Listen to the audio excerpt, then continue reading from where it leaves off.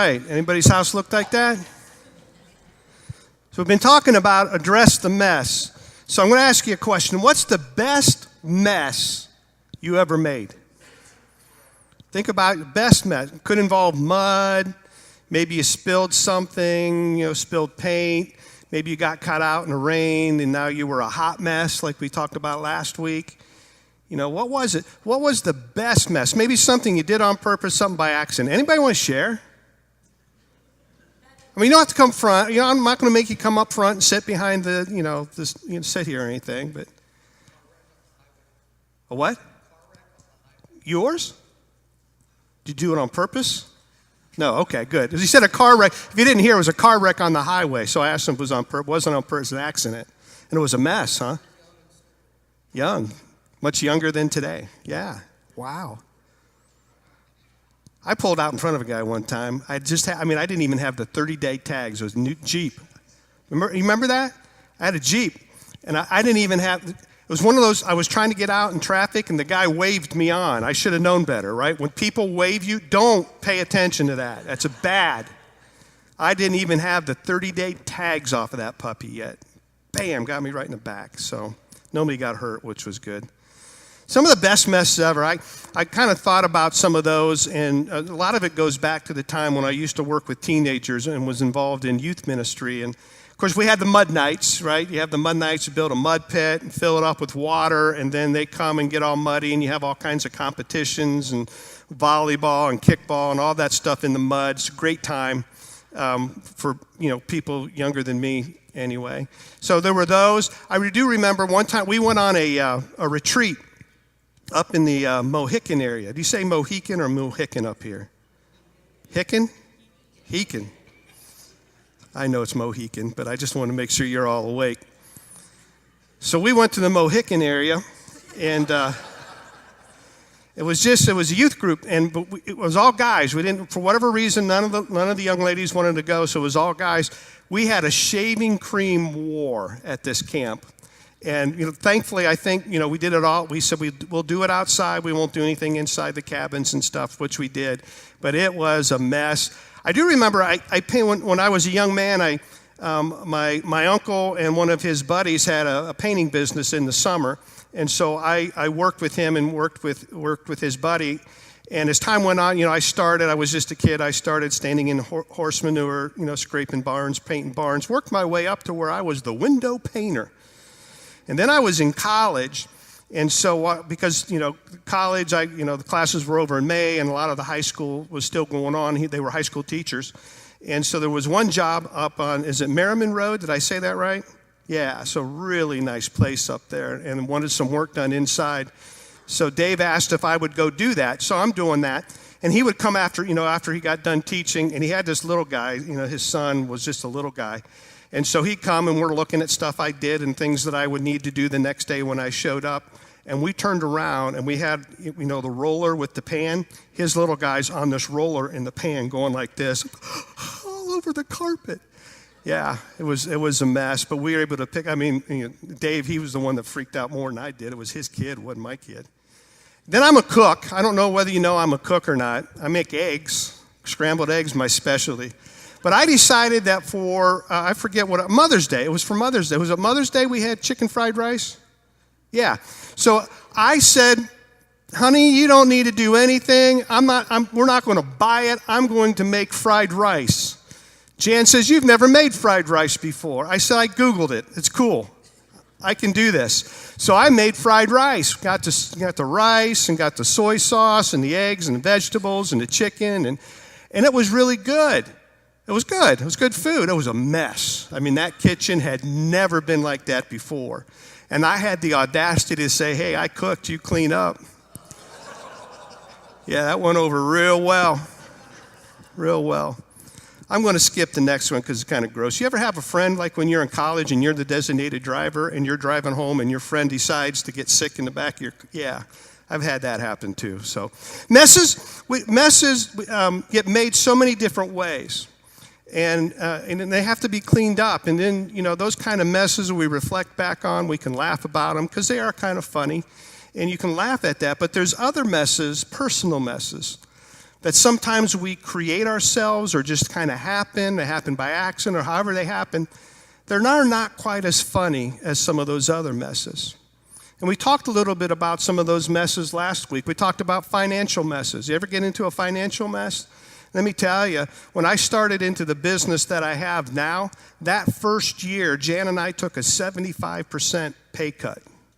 I left one career, started a whole new career. That created some pain. Some of you might have been there where you've taken 75% pay cut. That is tough. Created a bit of a financial mess. So I've had those. Maybe dating messes. Maybe you've had some dating messes. I've had a couple of those in my life. Actually, when I kind of reflected about this, I actually dated a couple of messes, one or two of them. My buddies, what's wrong with you? Why are you doing that? Why did you go out with her? And I said, well, it's kind of like that guy in El Paso, Texas, took off all of his clothes and jumped on a cactus.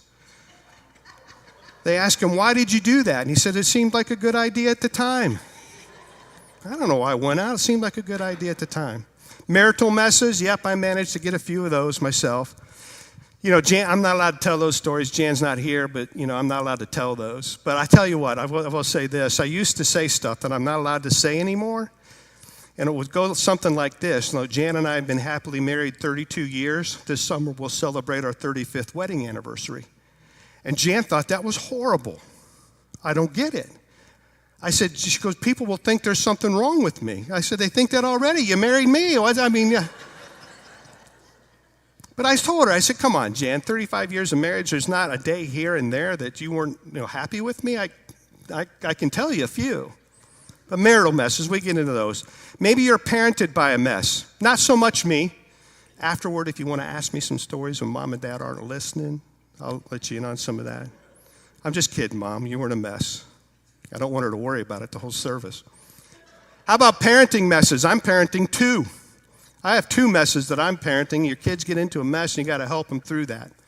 Now, I'm told that in seminary, they teach that, when you're a preacher like this, you're not supposed to open up and be as transparent. But since I didn't go to seminary, what do I know? I don't know about that stuff.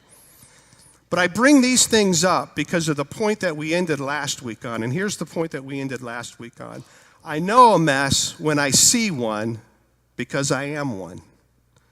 We know what a mess looks like when we see a mess because we are one, or we've been one at one point in time in our life. And it's at those times when we see those other messes around us, we have a choice to make. And that choice is we can look at the messes that other people are in, and we can choose to be judgmental, we can choose to be harsh, we can choose to be condemning, or we can look at those messes and we can choose to have grace and love and compassion. So that's kind of the way that Jesus would do it, with love and grace and compassion. We have to look at that. But if you find that you're in a mess, or you've created a mess, or someone's created a mess for you, and you're in that mess, to get out of that mess starts with confession. You have to admit, I got a mess going on right here. I didn't mean for it to be a mess. Maybe you did mean for it. But all of a sudden I have a mess, and you have to confess it. And last week we talked about, instead of confessing our messes, a lot of times we use a brush-off statement. That brush-off statement is, hey, yep, it's a mess, but nobody's perfect. And while that's true, nobody's perfect. We use it as a brush-off to kind of sometimes excuse behavior. And we have to look at that behavior that's created that mess and say, I got this mess and I need to do something about there, but hey, nobody's perfect.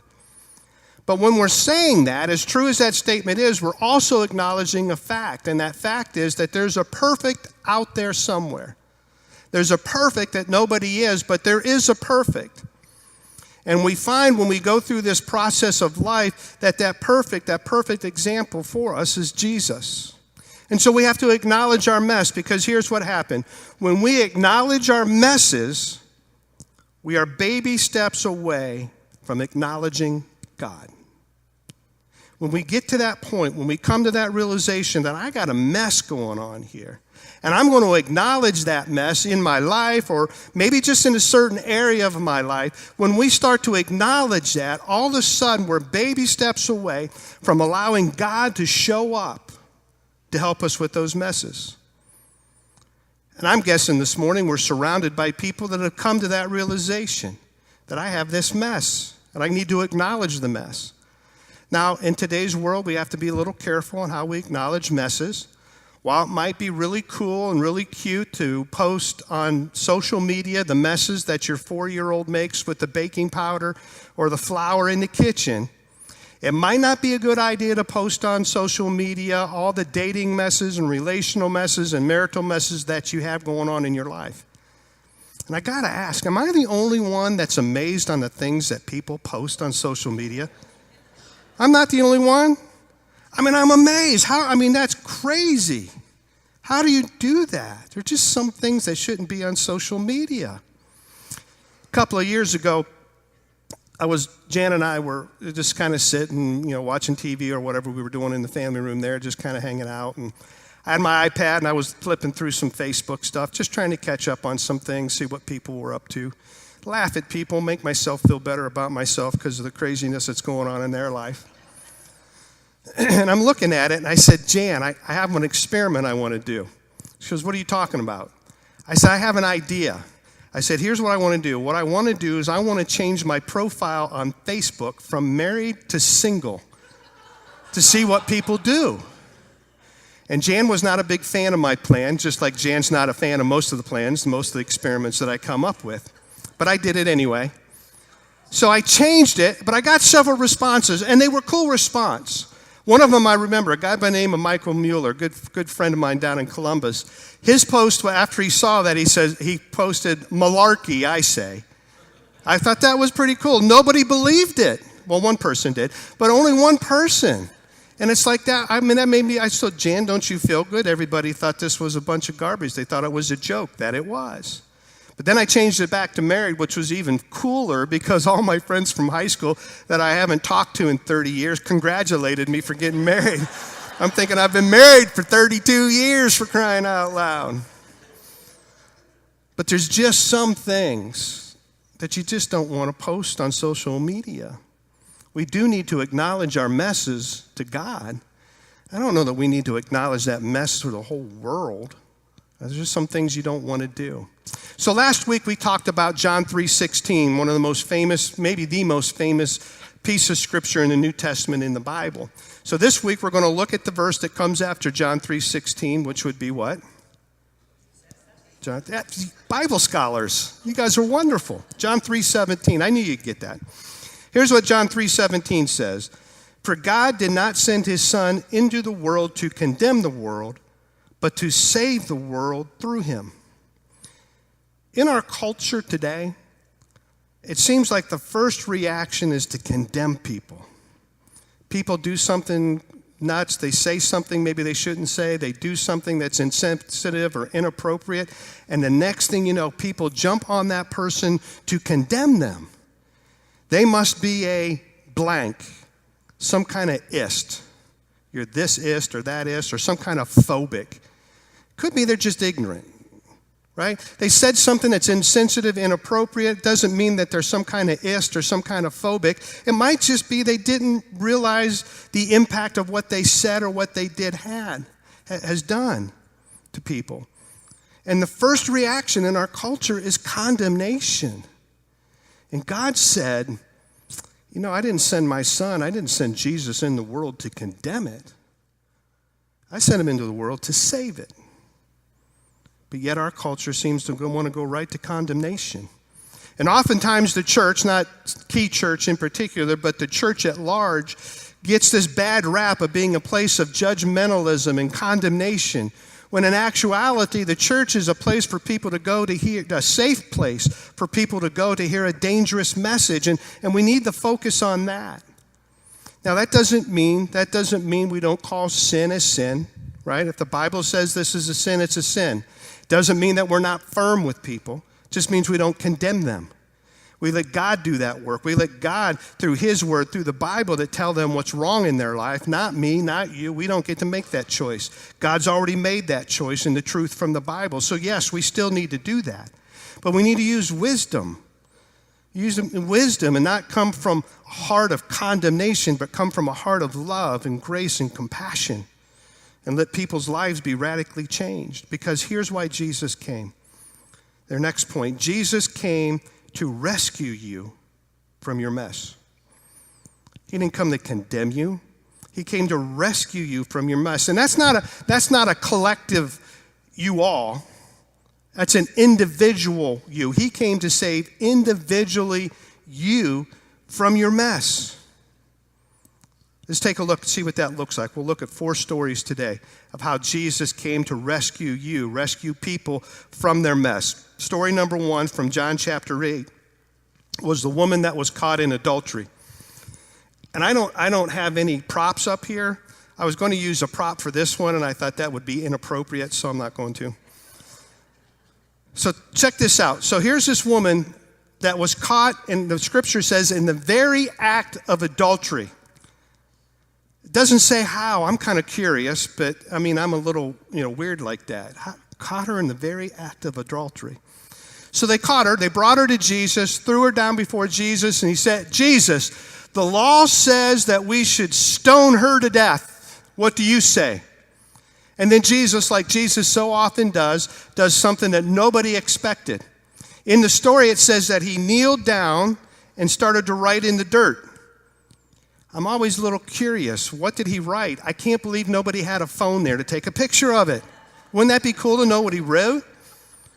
But he's writing, and then he stands up and he looks at this group of men that brought this woman here to condemn her, to have her stoned to death, and said, let whoever is standing here without sin throw the first stone. Then it says he kneeled back down, started to write again. And as he's writing, it says they all started to leave, oldest to the youngest. They all just started to scatter. They're all gone, and that woman is left there alone with Jesus. Jesus stands up and says in John 8, verse 10, woman, where are they? Has no one condemned you? No one, sir, she said. Then neither do I condemn you. Jesus declared, go now, leave your life of sin. And Jesus says to her as he stands up, he says, look at me. Look at me. You know what you're doing is wrong. God says you shouldn't do that. Man, come on, it's one of the big 10 for crying out loud. You know this is wrong. But I'm not going to condemn you. Go, leave your life of sin. Some translations say, go and sin no more. Go live the life you were meant to live. This is not your life. And it says that she left, and Jesus rescued her from her mess. A second story is found in Luke 19. It's the story of Zacchaeus. And he was a wee little man. You know it? And a wee little man was he. All right, we're not going to sing that. Maybe next week. No, I'm just kidding. I'm just totally kidding. So, story of Zacchaeus. So Zacchaeus is this short little guy, and Jesus is coming into town. And when Jesus is coming in town, Zacchaeus wants to see this guy. Zacchaeus wants to see this Jesus they're talking about. But since he's so short, the streets are lined, he can't see over the people. So it says that he climbed up into a sycamore tree so that he could see the Lord, so he could see Jesus passing by. Now here's the thing about Zacchaeus, if you don't already know. Zacchaeus was a hated tax collector. Not only did he collect the taxes that he was supposed to collect, but he collected more. He enriched himself by extortion and by stealing from the people. Now, I don't know. I'm guessing. I don't know. The Bible doesn't really say. I'm just kind of putting my own stuff in there on this particular one. But if he's a little guy and he's stealing from people and he's extorting people, I'm guessing he has a couple of big guys with him. A couple of guys named Guido or something. I don't know, right? Maybe not, but all of a sudden, no one's letting him in to see Jesus. He climbs up into a tree, and then Jesus gets to that spot, and he stops.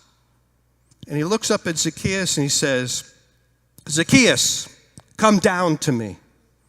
Come here. Come here because I'm going over to your house right now. I'm coming over to your place because we're going to have dinner together, and we're going right now. And all of a sudden, the people were watching this because Jesus didn't yell, didn't scream, didn't call him a vile, evil person that he was, didn't condemn him to the fiery pit of hell, which at that point in time in his life was probably where he was headed. He says, come down to me. I'm coming to your place because we got a mess and we got to clean this up. Of course, the people talked about it. The people weren't hip about that. There goes Jesus again. He's going hanging out with another notorious sinner. But Jesus goes to Zacchaeus' house, and his place gets cleaned up. The mess that he made because of this encounter with Jesus Christ, he has a life that's radically changed. And Zacchaeus says, I am going to make restitution to the people that I have stolen from. And sometimes the consequences of our sin means there's restitution that needs to be made. And Jesus came in and said, let's clean this up. And Zacchaeus says, yep, we'll clean it up. And this is how Jesus closed out in Luke 19:9-10. This story says, today salvation has come to this house because this man too is a son of Abraham. For the Son of Man came to condemn and revile people. Is that what it says? It said the Son of Man came to seek and save the lost. And Jesus rescued Zacchaeus that day. Third story, the woman at the well in John chapter 4. Now, we talked about that a few weeks ago, so we spent quite a bit of time talking about this Samaritan woman at the well. So we'll just kind of touch on it. So here's this Samaritan woman. She was in a mess in her life. She had been married 5 times and now was living with a 6th man that she wasn't even married to. And she was looking for love in all the wrong places. I'm told that's where Johnny Paycheck got the idea for that song. I don't know. I made that up. That's total made up. But she was looking for love in all the wrong places. And then she meets Jesus at the well. And Jesus says, I can quench your thirst with living water.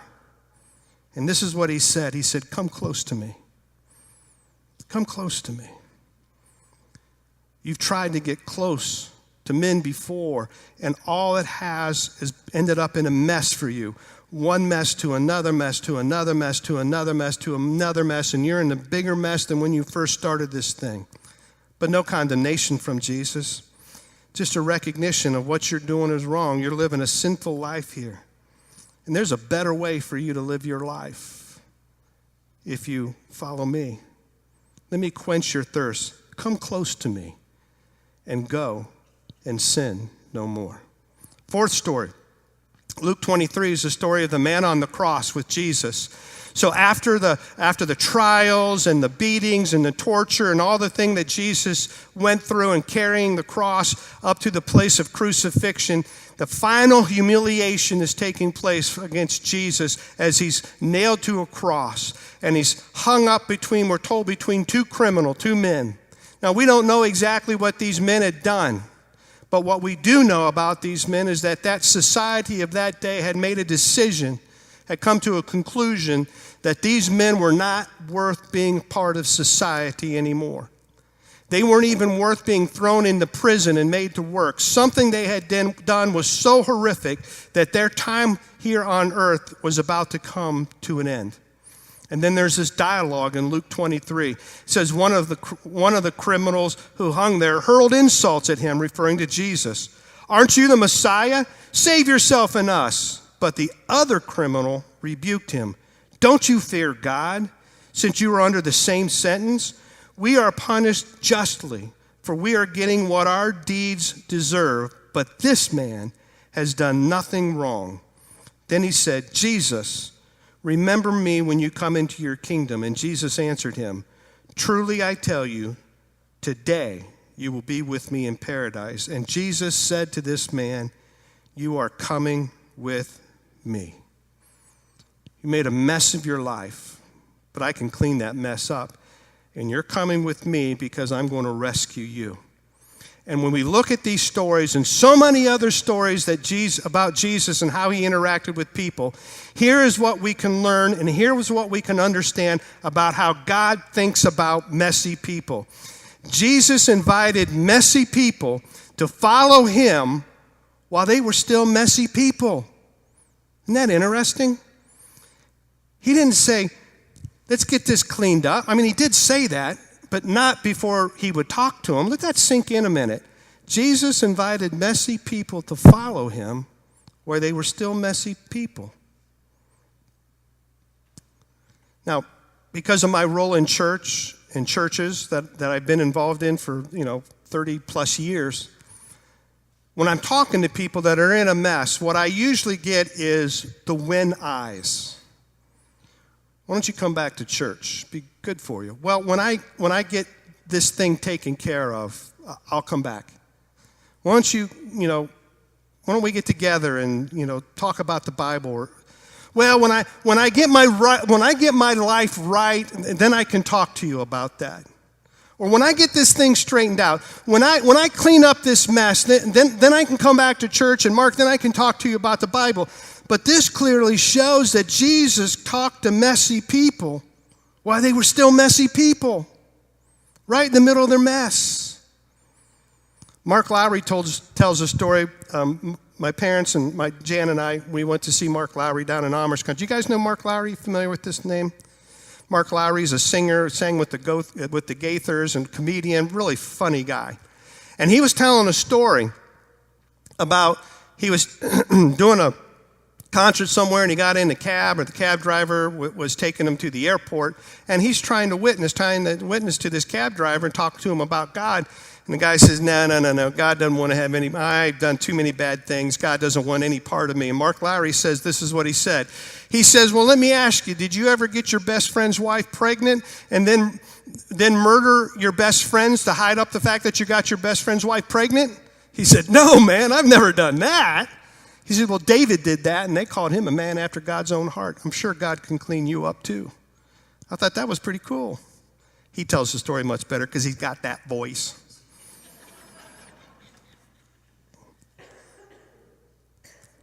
Here's the point, though. Messy people. Jesus engaged messy people, and he offered himself as the solution to their messy lives. Yeah, you got a messy life, but I'm your solution. Let me help you clean up that messy life that you have going on. John chapter 8, verse 12 says this. When Jesus spoke again to the people, he said, I am the light of the world. Whoever follows me will never walk in darkness, but will have the light of life. Jesus said, I'm the light of the world. He said, I'm the one that can show you the way. I can light up a path to show you a way out of your mess, because light comes in and reveals things. Because there's darkness. And when light comes, all that darkness disappears and things are revealed. And he says, if you follow me, you'll never walk in darkness again.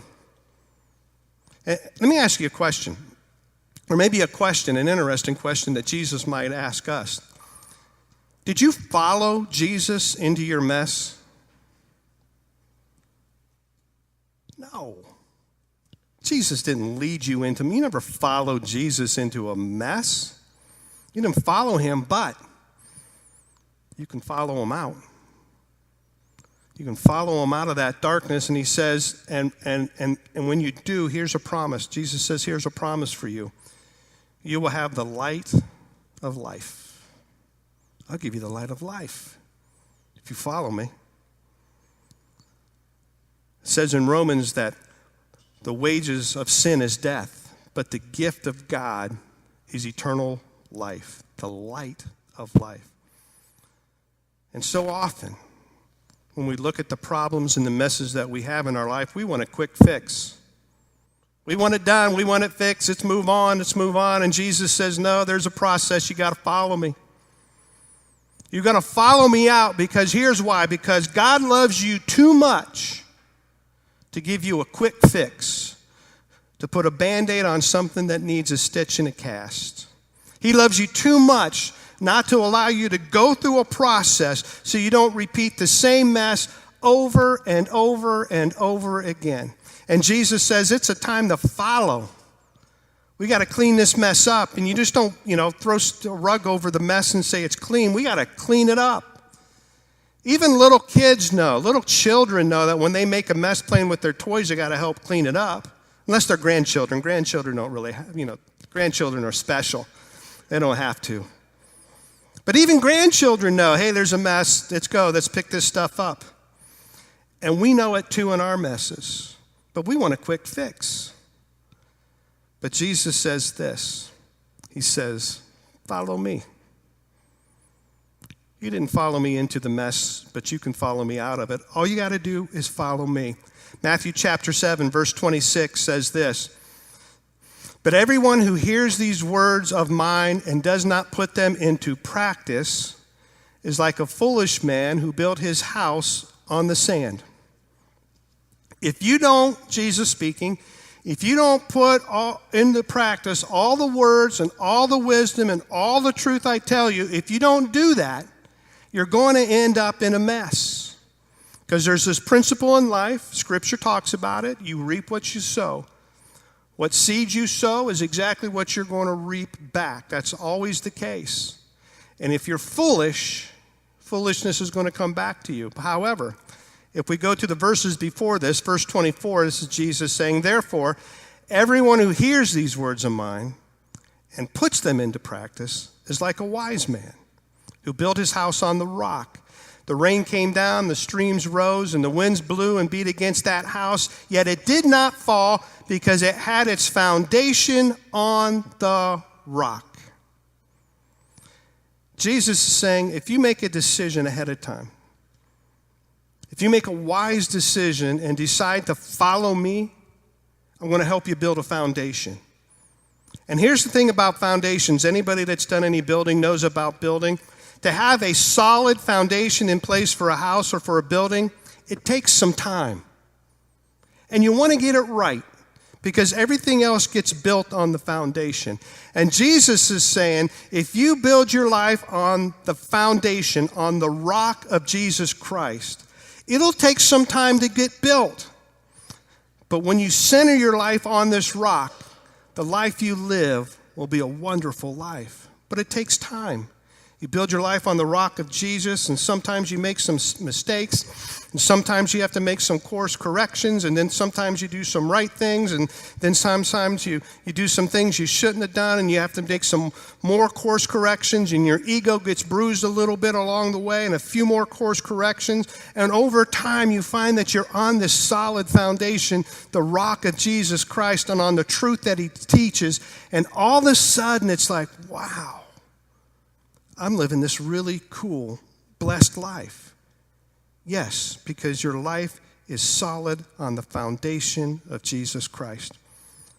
If you hear nothing else this morning, hear this. Hear this. Keep building. Times you messed up, just keep building, keep correcting, keep confessing. Never give up on the process. Never give up on Jesus because he will never disappoint you. His love never fails. It never runs out. It never runs out on you. When we sing a song like that, that's exactly what happened. You just got to keep on. So you made a mistake. You sinned against God. That's why we confess. You're not the first person in this room to do that. Course correction time. You learn something. Build that foundation. Keep trying. Keep correcting. Keep going on. Keep learning. And keep getting closer to Jesus. And you'll end up on the foundation of the rock of Jesus, living a blessed, wonderful life. Still have some issues. Still have some problems. But it's a great life to live. Always remember, the last blank. You cannot pray your way out of a mess you behaved yourself into. But you can follow your way out. Now, prayer is important. That's not saying you shouldn't pray. Ask for wisdom. Ask for Jesus to show up. But if all you're doing is praying and not following, it's going to take some action. Jesus will meet you in your mess every single time. Just like we learned through the stories that we shared today, we talked about today, Jesus will show up. He'll show up every time you get in a mess, and he'll show up without condemnation. He'll show up with grace, with love, with compassion. And sometimes the best mess ever that we made arranges the best meetings ever that we have with Jesus. So don't let discouragement or embarrassment keep you from addressing the mess in your life. Address the mess. Even if it's the best mess ever. If you pray, if you ask, if you seek, Jesus will show up. And if you follow